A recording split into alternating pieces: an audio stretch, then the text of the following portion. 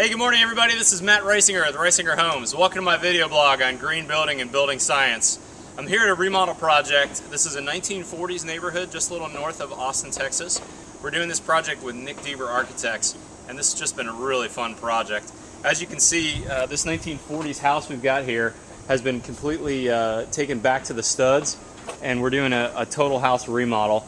The front part of the house is mainly as it was built in the 1940s, same footprint, same floor plan, same window locations. We've added a two-story addition in the back that really fits in well with the neighborhood. The point of today's video, though, is I wanted to show you these site-built windows we're doing on this house. The majority of the windows in this house are Marvin full-line windows, and then in the back of the house we use some Marvin Integrity windows. But we've got these really neat site-built windows in the middle of the house that are a true wood window, an old-school wood window. You don't see these being built much anymore, really, because there's not many craftsmen who can do these details and do them well. But we have one of those craftsmen on our job site. Let me introduce you to our head carpenter, Bill Wood. Bill, how's it going, buddy? Good, good. Good. Bill, show me what we got going on here. Okay, well, what we have, as Matt explained to you, is a site-built window. Make sure you can talk about it. What we started with our opening and preparing our opening is using our DuPont Flex Wrap on our sills.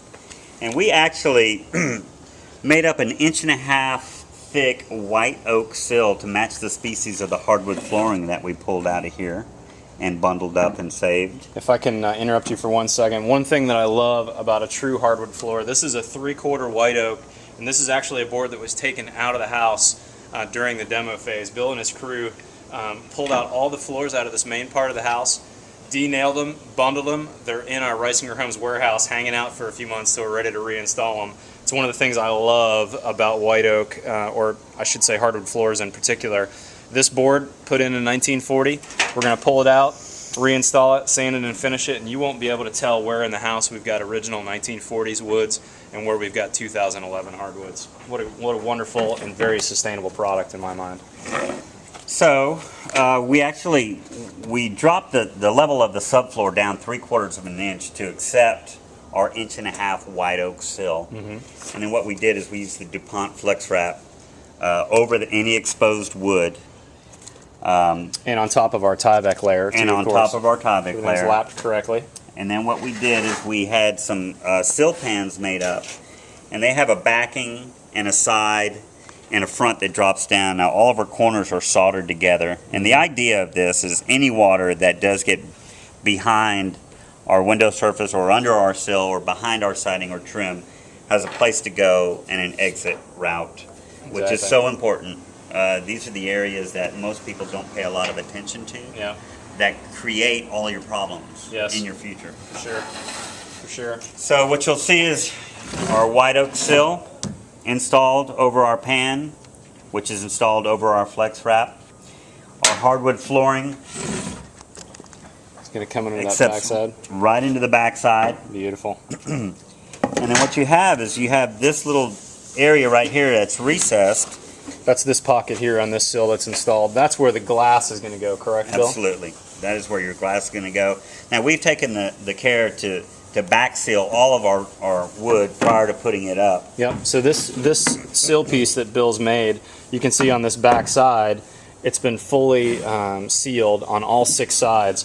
And the reason why we're doing that, we're using an oil-based product, is we're trying to make sure that even in this non-humidity controlled exterior environment, that we're sealing the wood as much as possible so there's less humidity absorption or moisture absorption in wood, which is going to move it in time and cause future problems. So what you'll see is our African mahogany is the species that we're spec'd out. For the jam material? Yeah. Yep, for the sides. And they're accepted into these datas in the sill material, and then they are actually screwed in from the sides and glued. And then so our glass goes here. Our nose piece, which is our sacrificial piece, we find that if something is going to go wrong, we want to be able to replace that with ease instead of having to pull out the entire window, which is tied into your flooring. So smart. And then you'll notice that on the bottom of our nosing piece, we put a little drip edge. The idea is water does travel uphill, folks, and what you want to do is you have the water travel down your nose piece, it'll come here, and what it'll want to do is wrap under here. And unless it has something to stop it, it won't drop. So instead of traveling back under our wood, you run this little slice down the bottom of your nose piece, and the water hits that, and then it drops down. Yep, a nice 1940s detail that's still perfectly appropriate today. Absolutely. So then you have your nosing piece that travels over this, and then you will actually have, we'll use this flooring you will actually have your window trim capture your glass. So all of your glass gets captured in that fashion. And we can show you on that right here. So the glass is going here, and then there's a stop that's going to go on this front side here that will capture that glass. It's going to be beautiful. What else do I want to talk to you about on this, Bill? I guess we got, oh, you know what, let's talk about the how the siding is going to come in underneath those. Good idea. So when we designed our pan, we tried to think it through far enough that we could have it do actually what we wanted to do, which is funnel the water outside. Exactly. So our last piece of siding comes up over our sleepers, over the top of the DuPont product, and actually lips right in there. And then our nosing piece, so we have one right here, There we go. fits over our sill, and we've given it every opportunity to escape. So if we do our job right, then the rest will just follow. And that's what we've come up with. Some great detailings, Bill. It's turned out really, really well. Thanks to Nick Deaver, too, who couldn't join us today, the architect on the project, who helped us, not helped us, but thought through all these details with us, got this all correct.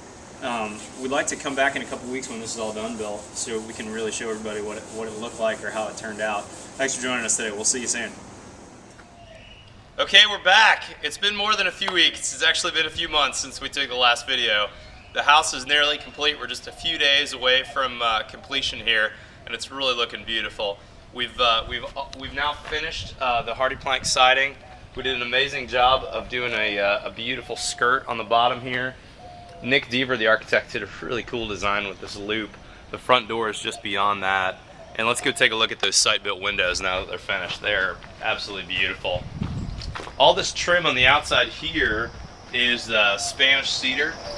We did face screw these, and we did not plug the screws on the outside because we glazed these from the outside, and if we ever needed to replace these, we wanted to do that fairly easily. We also face screwed this sill detail that we made. Now this is an oak to match the inside flooring, but we stained it in that same pepperwood color. And I think if you get underneath there, you can see those beautiful pans we made for those windows. These sight glazed windows really turned out beautifully. Just gorgeous. Really, really proud of how these all turned out. Of course, everything's flush on the inside to the outside. Let's cut the video for a second and let's actually walk right into the kitchen, which is just beyond us here, and see what the view looks like that way. All right, so now we're standing in the kitchen family room area. We're looking back towards those windows, and look how beautiful they are on the inside. You can see the white oak floors have been sanded and finished flush into that sill piece.